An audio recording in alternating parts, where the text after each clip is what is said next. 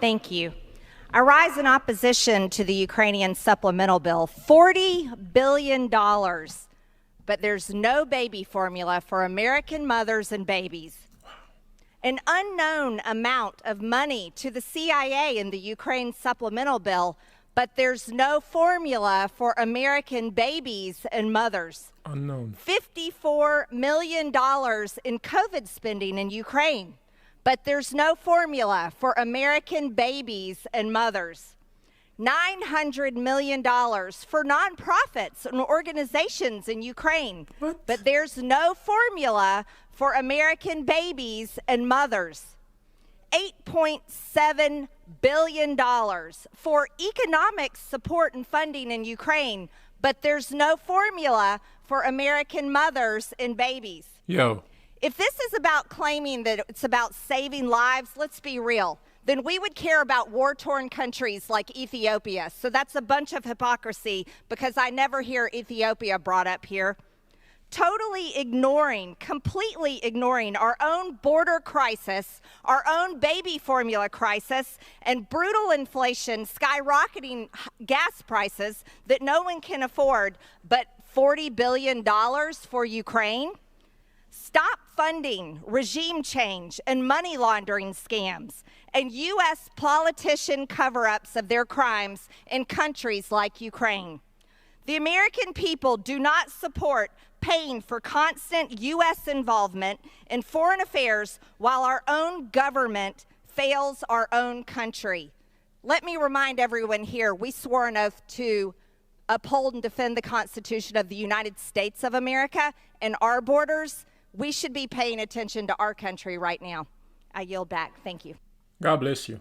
My oath of office is to the U.S. Constitution, not to any foreign nation. And no matter how sympathetic the cause, my oath of office is to the national security of the United States of America. We cannot save Ukraine by dooming the U.S. economy. This bill under consideration would spend $40 billion. This is the second spending bill for Ukraine in 2 months. And this bill is 3 times larger than the first. Wow. Our military aid to Ukraine is nothing new, though. Since 2014, the United States has provided more than $6 billion in security assistance to Ukraine. Wow. In addition to the $14 billion Congress authorized just a month ago. If this bill passes, the U.S. will have authorized roughly $60 billion in total spending for Ukraine. For those who say this is not enough, for those of you in this chamber who say that our military spending is never enough, let's put $60 billion into perspective. Please. According to Elias Youssef, a security assistant at the Stimson Center, Kiev would become the largest yearly recipient of U.S. military aid of the past 2 decades.